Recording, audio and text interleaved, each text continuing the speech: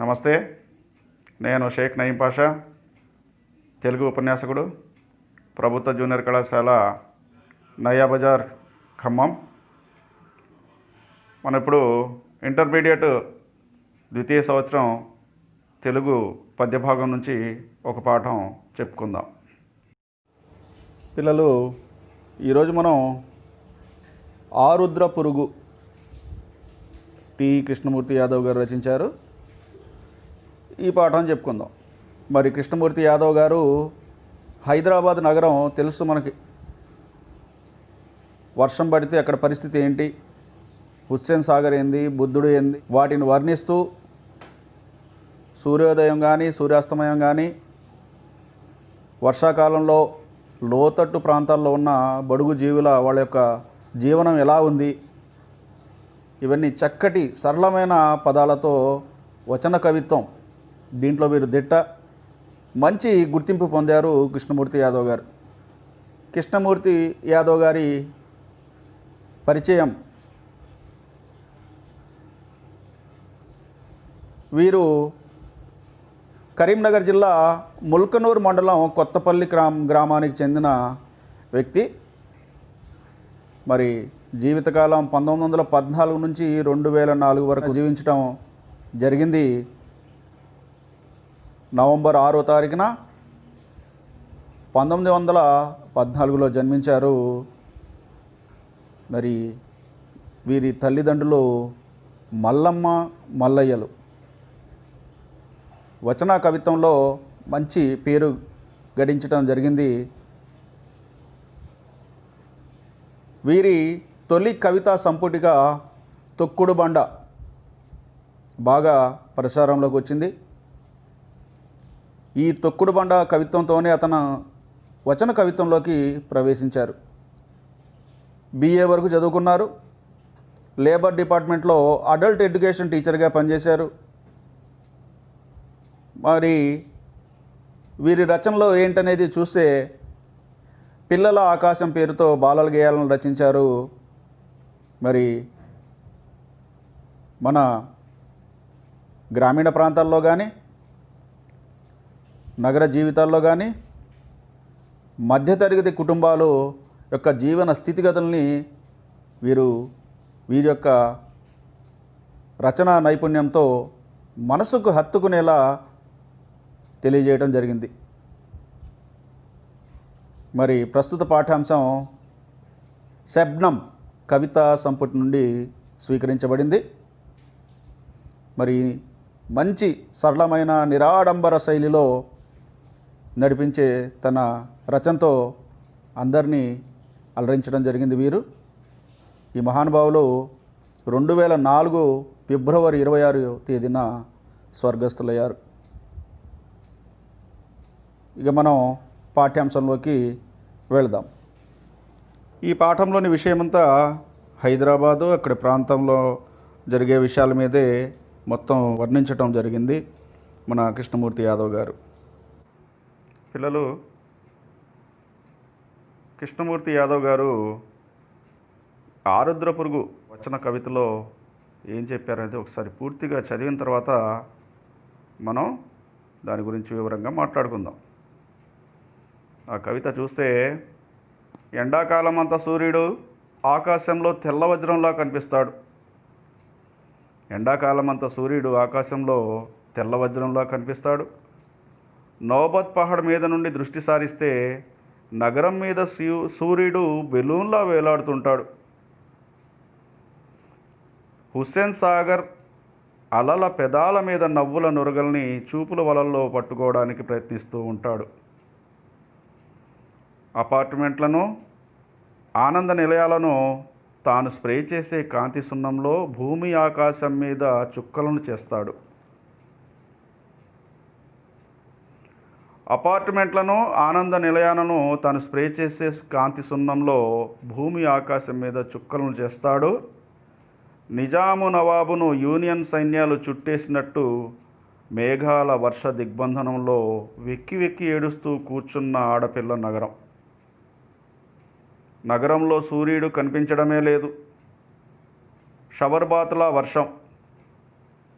భాగ్యనగరానికి వచ్చిన బుద్ధుడు హుస్సేన్ సాగర్ను స్నానవాటిక చేసుకున్నాడు.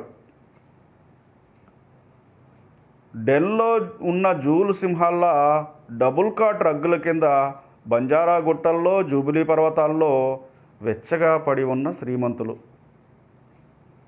నగరంలో గూళ్ళు కట్టుకున్న బస్సు పక్షులు వలస పక్షులై జిల్లాలకు తరలిపోతూ ఉంటాయి. తడి రక్కసి తమ ఇంట్లోకి రావద్దని అంగనలు ప్రాంగణపు తలుపుల కనురెప్పల్ని మూసేస్తూ ఉంటారు. వర్షం కురిసినప్పుడల్లా నగరంలో రోడ్లు దేశంలో ప్రవహించే నదుల్లా ఉంటాయి. తడిసి మంచు ముద్దైన ముసలి అవ్వలా వణుకుతూ నగరంలో దారంతా నిలబడిన చెట్లు, ఆకుల కురుల్లోంచి రాలు పడుతున్న వాన చినుకులు. పూరె గుడిసెలు లోతట్టు ప్రాంతాల్లో నీటిలో జార విడిచిన బతుకమ్మల్లా కనిపిస్తాయి. పేదల దర్శనార్థం బయలుదేరిన మంత్రిగారు కూలిన గుడిసెలను నిర్మిస్తానని వాగ్దానాలు చేస్తాడు. పాత నగరంలో కూలిన పురాతన కట్టడాల కింద నలిగిన శవాల కుటుంబాలకు ఎక్స్గ్రేషియాలు చెల్లిస్తామంటారు. నగరంలో అధికార యంత్రాంగం పేదలకు అన్నం పొట్లాలై బయలుదేరుతుంది. నగరంలో కనిపించని సూర్యుడు పడమటి ఊరి పొలిమేరల్లో ఎన్కౌంటర్ అయి ఉంటాడు. నగరంలో కనిపించని సూర్యుడు పడమటి ఊరి పొలిమేరల్లో ఎన్కౌంటర్ అయి ఉంటాడు. చీకటి సాలెగూడులో కొట్టుమిట్టాడుతున్న దేశానికి వెలుగు చూపుల్ని తెప్పించడానికి సూర్యుడు తూర్పు వాకిట్లో మళ్ళీ ఆరుద్ర పురుగులా ఉదయిస్తాడు. చూడండి చివర్లో ఏం చెప్పారు.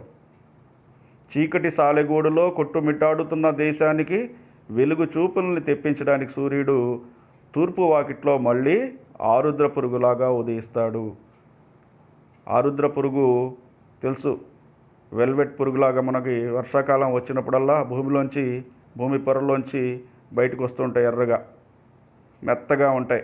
అవి పల్లెవాసులకే పరిచయం ఆ పురుగు. పట్టణంలో ఉండే వాళ్ళకి, పట్టణవాసులకి దాని గురించి ఎక్కువగా తెలియదు.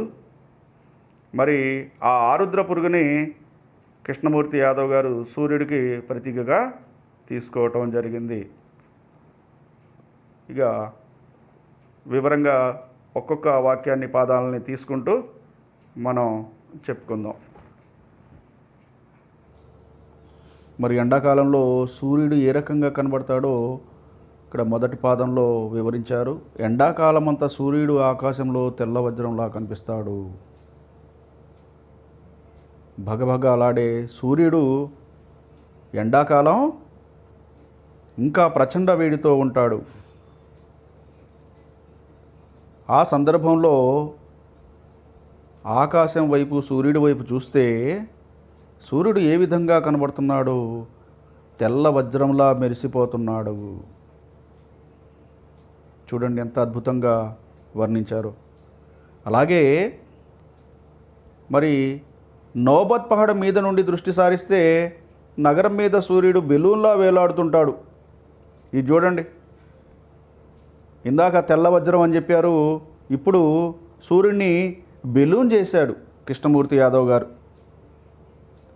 ఈ నోబత్ పహాడ్ కొండ, ఈ నోబత్ కొండ ఆ గుట్ట మించి చూస్తే, దృష్టి సారిస్తే ఒకసారి నగరం వైపు సూర్యుడు బెలూన్లాగా వేలాడుతున్నాడట.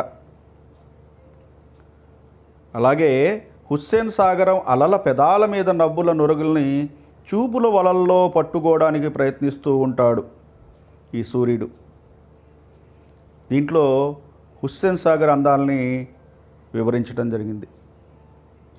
చూడండి, అలల పెదాల మీద నవ్వుల నురగల్ని చూపుల వలల్లో పట్టుకోవడానికి ప్రయత్నిస్తూ ఉంటాడు.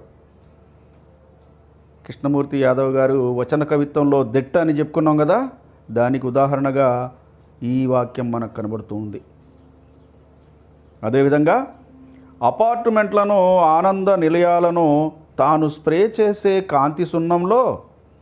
భూమి ఆకాశం మీద చుక్కలను వేస్తాడు. చూడండి, ఇక్కడ ఆకాశాన్ని, భూమిని ఆకాశంగా చేయటం జరిగింది.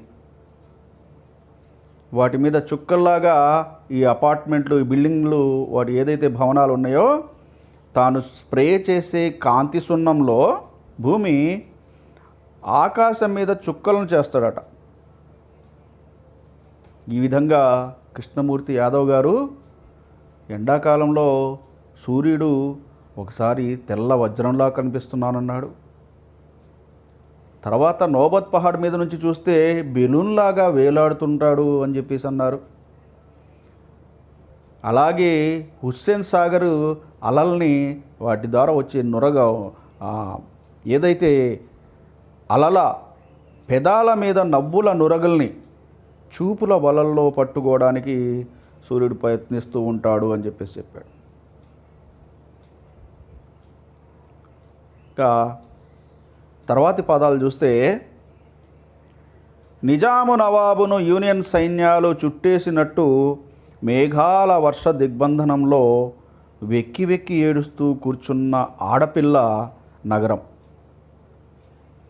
చూడండి, ఎప్పుడైతే వర్షానికి ముందు ఏం జరుగుతుంది? మేఘాలు కమ్మేస్తాయి ఆ ప్రాంతాన్ని. సూర్యుడు మరుగున పడిపోతాడు. మొత్తం అంధకారం అలుముకుంటుంది అక్కడ. ఆ సన్నివేశాన్ని ఎంత అద్భుతంగా వర్ణించారో చూడండి. నిజాం నవాబును యూనియన్ సైన్యాలు చుట్టేసిన సందర్భాన్ని ఇక్కడ గుర్తు చేస్తున్నారు. భారతదేశంలో కలవమని చెప్పిన సందర్భంలో, నిజాం నవాబు ఒప్పుకోని సందర్భంలో యూనియన్ సైన్యాలు ఆయన చుట్టుముట్టాయి.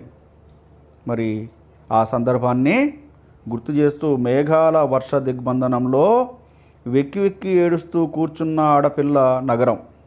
ఈ నగరాన్ని ఒక ఆడపిల్లతో పోల్చడం జరిగింది. అది ఎలాగా? వెక్కి వెక్కి ఏడుస్తూ. మరి నగరంలో సూర్యుడు కనిపించడమే లేదు. ఎలా కనిపిస్తాడు? మొత్తం మేఘాలు కమ్మేసినాయి కదా. నగరంలో సూర్యుడు కనిపించడమే లేదు. షవర్ బాతులా వర్షం, అంటే కుండపోతగా వర్షం పడుతుంది అని చెప్తూ ఉంటాం కదా, చూస్తూ ఉంటాం కదా. అలాగా షవర్ బాతులా వర్షం పడుతుంది, ఆగకుండా పడుతూ ఉందని. భాగ్యనగరానికి వచ్చిన బుద్ధుడు హుస్సేన్ సాగర్ను స్నానవాటికను చేసుకున్నాడు. చూడండి, ఆ బుద్ధుణ్ణి హుస్సేన్ సాగర్లో మధ్యలో ప్రతిష్ఠించడం జరిగింది. దాన్ని కవిగారు ఎలా వర్ణించింది చూడండి. భాగ్యనగరానికి వచ్చిన బుద్ధుడు హుస్సేన్ సాగర్ను స్నానవాటికను చేసుకున్నాడు. అక్కడ స్నానం చేయడానికి బుద్ధుడు గారు వచ్చినట్టుగా వర్ణిస్తున్నాడు. మరి ఈ విధంగా వర్ష దిగ్బంధనంలో ఆడపిల్ల ఎక్కి ఏడుస్తూ ఉంది. మరి బుద్ధుడు హుస్సేన్ సాగర్ను స్నానవాటికం చేసుకున్నాడు. ఇటువంటి సందర్భాల్లో వర్షం పడుతూ ఉంటే డెన్లో ఉన్న జూలు సింహాల్లాగా డబుల్ కాట్ రగ్గుల కింద బంజారా గుట్టల్లో వెచ్చగా పడి ఉన్న శ్రీమంతులు. చూడండి, ధనవంతులు, డబ్బున్న మహారాజులు, వారికి ఎటువంటి వర్షం వచ్చినా, తుఫాను వచ్చినా, ఇంకేమొచ్చినా ఏమీ పట్టదు. ఇంకా ఈ వాతావరణాన్ని వాళ్ళు ఆస్వాదిస్తారు.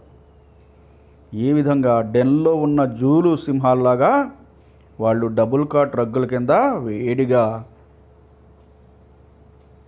కప్పుకొని వాళ్ళు ఈ వాతావరణాన్ని ఆస్వాదిస్తున్న సంగతిని ఇక్కడ తెలియజేస్తుండు. మరి అత్యధికంగా ధనవంతులు హైదరాబాదు నగరంలో బంజారా హిల్స్, జూబ్లీ హిల్స్, అదే చెప్పారు, బంజారా గుట్టల్లో, జూబ్లీ పర్వతాల్లో వెచ్చగా పడి ఉన్న శ్రీమంతులు అని. మరి అదే హైదరాబాద్ నగరంలో ఎక్కువగా సేవ చేసేవి ఉన్నాయి. ఏంటి? బస్సుల గురించి చూడండి ఏ రకంగా వర్ణన చేశారో.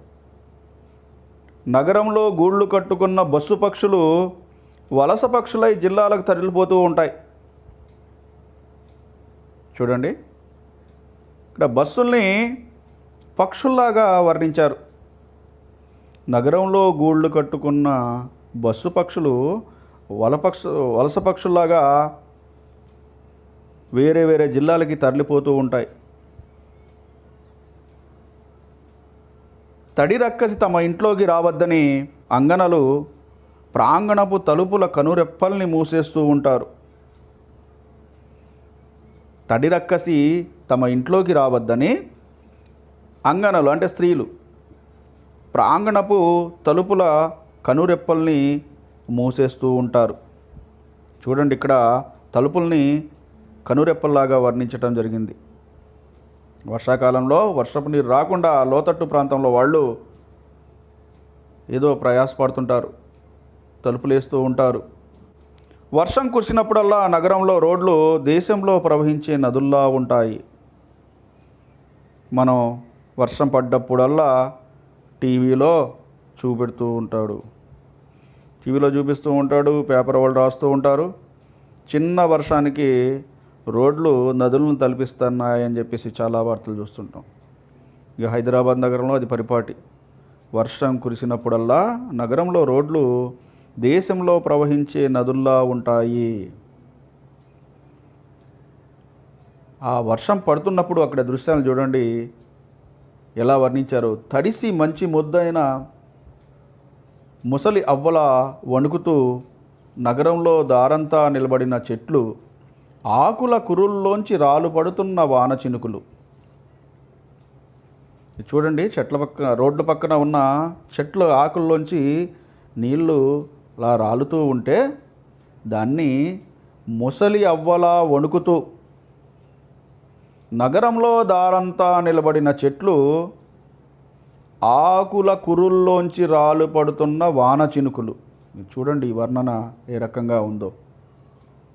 ఒక ముసలి అవ్వ ఈ వర్షానికి తడుస్తూ నిలబడిన సందర్భంలో తన కురుల్లోంచి ఆ నీటి బిందువులు ఇలా జాలవారుతున్నట్టుగా ఏదైతే రహదారి పక్కన ఉన్న చెట్ల ఆకుల్లోంచి పడే నీటి చుక్కల్ని, వాన చినుకుల్ని ఈ విధంగా కవిగారు వర్ణిస్తున్నారు. పూరి గుడిసెలు లోతట్టు ప్రాంతాల్లో నీటిలో జార విడిచిన బతుకమ్మల్లా కనిపిస్తాయి. చూడండి, అక్కడ ఆ దృశ్యాన్ని కూడా కవిగారు ఎలా చెప్తున్నారు. లోతట్టు ప్రాంతాలు వర్షాకాలంలో వర్షం బాగా పడ్డప్పుడు ఒక చిన్న తుఫాను లాగా వచ్చిన 3-4 రోజులు కుండపోతగా వర్షం పడితే చాలు లోతట్టు ప్రాంతాలు జలమయమైపోతాయి. మరి ఇటువంటి ప్రాంతాలు చాలా ఉన్నాయి హైదరాబాద్లో, ఆ చుట్టుపక్కల. చూడండి, అవి నీళ్ళల్లో మునిగిపోయి పై కప్పులు మాత్రమే కనబడుతున్నాయి. అవి ఎలా కనబడుతున్నాయి? నీటిలో జార విడిచిన బతుకమ్మల్లా కనిపిస్తున్నాయట మన కవిగారికి. మరి ఇటువంటి సందర్భాల్లో పేదల దర్శనార్థం బయలుదేరిన మంత్రి గారు కూలిన గుడిసెలను నిర్మిస్తానని వాగ్దానాలు చేస్తాడు. ఇది పరిపాటే, మనం ప్రతి సందర్భంలో చూస్తూ ఉంటాం. మరి ఏదైతే ఈ నీటిలో మునిగిపోయిన, కొట్టుకుపోయిన, కూలిపోయిన వాళ్ళకి సంబంధించి వాళ్ళని పరామర్శించడానికి మంత్రి గారు అక్కడికి వచ్చి పలు రకాల వాగ్దానాలు చేస్తున్న విషయాన్ని గుర్తు చేస్తున్నాడు కవిగారు. ఇదే కాకుండా పాత నగరంలో కూలిన పురాతన కట్టడాల కింద నలిగిన చాలా కుటుంబాలకు ఎక్స్ గ్రేషియాలు చెల్లిస్తామంటారు. ఎవరైనా దురదృష్టవశాత్తు ఆ పురాతన కట్టడాల కింద, హైదరాబాద్ నగరంలో కొన్ని వందల కొద్ది పురాతన కట్టడాలు ఉన్నాయి. మరి అవి ఈ వర్షాకాలంలో కూలుతుంటాయి. ఈ మధ్యకాలంలో వాటిని ముందుగానే గుర్తించి ప్రభుత్వం వారు కూల్చేస్తున్నారు. ఈ లోపలనే పడే వర్షాలకి ఇలా జరుగుతూ ఉంటుంది. ఆ పురాతన కట్టడాలు కూలిపోతుంటే ప్రమాదవశాత్తు వాటి కింద నలిగి కొంతమంది చనిపోతూ ఉంటారు. అటువంటి వాళ్ళకి ఎక్స్గ్రేషియా ప్రభుత్వం తరపు నుంచి ప్రకటిస్తుంటారు మన మంత్రి గారు. నగరంలో అధికార యంత్రాంగం పేదలకు అన్నం పొట్లాలై బయలుదేరుతుంది. ఇక మిగతా అధికారగణం ఏం చేస్తారు? నిరాశ్రయులైన ఈ పేదలు ఎవరైతే ఈ ముంపు ప్రాంతానికి చెందిన వాళ్ళకి ముందుగా కావాల్సింది కట్టుబట్టలతో వాళ్ళు బయటికి వచ్చేస్తారు. మరి వాళ్ళకి ముందుగా కావాల్సింది ఆహారం, అన్నం. ఈ అధికార యంత్రాంగం అంతా వచ్చి ముందుగా వాళ్ళకి అన్నం పొట్లాలు సరఫరా చేస్తూ ఉంటారు. ఈ విషయాన్ని తెలియజేస్తున్నారు కవి గారు. నగరంలో కనిపించని సూర్యుడు పడమటి ఊరి పొలిమేరల్లో ఎన్కౌంటర్ అయి ఉంటాడు. ఇక చూడండి, సూర్యుడిని ఎన్కౌంటర్ చేసిన మహానుభావుడు ఇతనే. సాయంత్రం అయితే నగరంలో సూర్యుడు కనిపించడు. వర్షం పడేటప్పుడు కనిపించడు. మేఘాలు దట్టంగా కమ్మేసినప్పుడు సూర్యుడు కనిపించడు. సాయంత్రం పూట తను పొద్దు వాలుతూ సూర్యుడు వెళ్ళిపోతూ ఉంటాడు. దాన్ని పడమటి ఊరి పొలిమేరల్లో ఎన్కౌంటర్ అయి ఉంటాడు. చూడండి ఈ వర్ణన ఎంత గొప్పగా చేశారు. మరి చివరిలో వీరేం చెప్పారు? చీకటి సాలుగూడలో కొట్టుమిట్టాడుతున్న దేశానికి వెలుగు చూపుల్ని తెప్పించడానికి సూర్యుడు తూర్పు వాకిట్లో మళ్ళీ ఆరుద్ర పురుగులా ఉదయిస్తాడు. చూడండి, మరి సూర్యాస్తమయం అయిన తర్వాత మళ్ళీ తూర్పున సూర్యోదయం అవుతుంది. దాన్ని ఏ విధంగా చెప్పారు చూడండి. చీకటి సాలెగూడిలో కొట్టుమిట్టాడుతున్న దేశానికి వెలుగు చూపుల్ని తెప్పించడానికి, ఈ బాధల్లో ఉన్న ప్రజలు ఎవరైతే ఉన్నారో వాళ్ళ జీవితాల్లో వెలుగును నింపడానికి మళ్ళీ సూర్యుడు ఆరుద్ర పురుగులాగా ఉదయిస్తాడు అని వర్ణించడం జరిగింది.